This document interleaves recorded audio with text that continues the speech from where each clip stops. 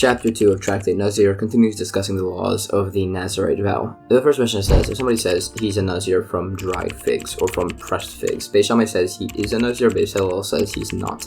Some say Beis Shammai says it's not actually a valid Nazarite vow, it's just a valid vow against eating figs. The Gemara explains the logic that Beis Shammai says the first part of the vow to be a Nazir is valid and accepted, and the ending part from dried figs is viewed like he's trying to rescind the vow, which is not legally permitted. Beis Hillel would disagree, saying it would be allowed. There are further variations of this argument which are discussed. There's additional conversation on other various types of vows. According to others, this vow, Beis Shammai and Beis Hillel would both agree it's not a valid Nazarite vow, and the dispute is whether it's valid for disallowing the figs. There are further points. New Mishnah, if somebody says, this cow said, I am hereby a Nazir if I stand, or this door says, I am hereby a Nazir if I open it, Beis Shammai says he is a Nazir, Beis Hillel says he is not. Some clarify Beis Shammai to only mean that the cow or door become prohibited to him, not that he's a Nazir. Gemara asks, what does it mean that the cow or door said? Cows and doors cannot talk. So it's explained that what's happening is that there's a cow in front of this guy, and the man, thinking the cow cannot stand,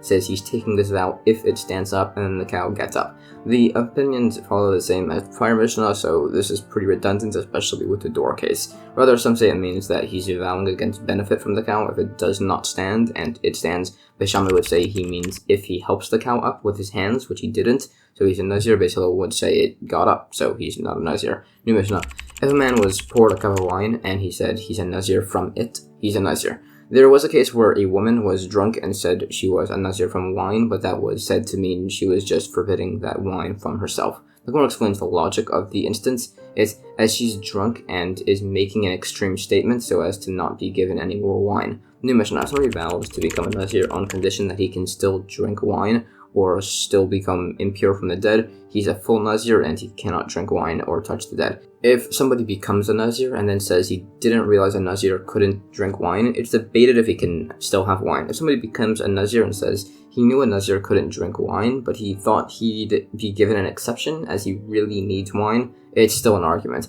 although the opinions are reversed. The Gemara explains the logic of these opinions, and it says possibly reverse the answers of the final opinions in the final case, so they're consistent. Others say don't. The difference between the cases is where somebody vowed to become a part Nazir or a full Nazir. Some say the first is invalid, and there's debate if a full Nazir can become a part Nazir, which is the second case. Alternatively, the last case is regarded as an unavoidable vow, which was described in Tractate Nedarim, and the differing opinions here hold like the differing opinions as to whether you need to go before a sage to get such a vow nullified. New Mishnah, if a man vows to become a Nazir and also to provide for a Nazir the offerings he brings when he completes the Nazarite period, and his friend said he'll take the same vow, it would be a good idea for them to provide each other with the completion offerings. Otherwise, they'll need to bring the offerings for themselves and also for some other Nazir. The Gemara says, based on this, if the other only says the words "and I" after hearing the vow, he only takes part of the vow on, specifically the first part. It discusses proofs for this point. It's debated further from other sources, and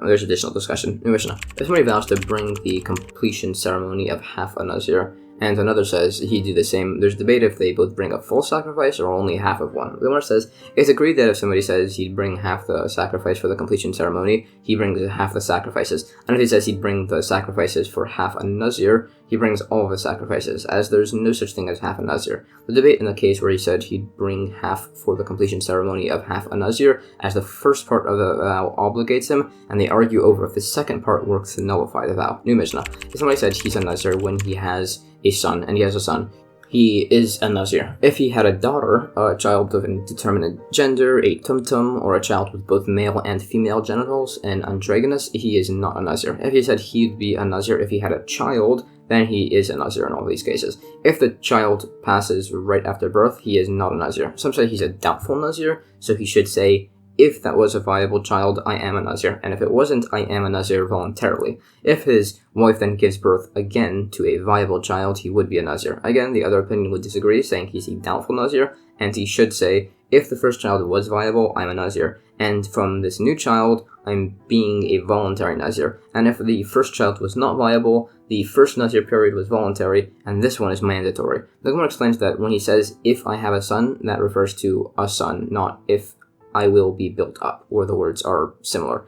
Regarding the vow, if he has a child, it gives the list of possible children to teach. Those are all considered to be having a child. There are further particular questions which remain unresolved. New Mishnah. If somebody vows to become a Nazir, and then again, if he has a son, and he has a son during his Nazir term, he finishes his first term and then does another for his son. If he says he'll become a Nazir if he has a son, and also that he is a Nazir, he's a Nazir, and if he has a son, he does the term for his son and then resumes his original term, finishing it off afterwards. The Gemara asks, if somebody says he's a Nazir to take effect after 20 days, and he's a Nazir for 100 days, what's the law? When does his Nazir term start? It explains that it asks with 100 days and not a small amount like 30 days, as presumably he'd start his vow, and at the 20-day mark, he'd switch to the other one, and after, he'd complete the initial vow term. If it was for only 30 days, he'd be doing only 10 days after, which wouldn't be sufficient for him to take upon himself in that manner. There are several other questions posed. What if he said he's a Nazir to take effect after 20 days, and from now, he's a permanent Nazir? It asks, what if the after a 20-day period was a vow to be a Samsonian Nazir, which can't be removed, and also vowed from now to have a standard Nazir period. He even asks, what if someone vows to be like Moshe on the 7th of Adar, that's the date of his passing and birth, so does it refer to taking a Nazarite vow or something else? We do say that if somebody says he's a Nazir to take effect after 20 days, and from now, 100 days, he's a Nazir for 20 days, then a 30-day period, and then he finishes the first term with an 80-day period. In regards to the case where the father interrupts his own term to do the term for his son, and he becomes impure during it, it's debated if this forfeits both the current term and the completion of the next one, or just the current term, based on if you hold it's a consecutive Nazir term or separate ones. There's a similar debate as if a Nazir becomes a leper contracting tzara'as impurity, he suspends his Nazarite service until after. So it debates if he becomes impure during this period, if he also discontinues his Nazarite period after, and this is different than the prior discussion, as the Nazir period and the tzara'as impurity are distinct. There is an additional point that if a Nazir's hair is cut within the last 30 days of his term, he must extend his term until he has 30 days worth of hair growth. It similarly debates if during this period he becomes impure, whether this causes the man to forfeit his Nazirite period.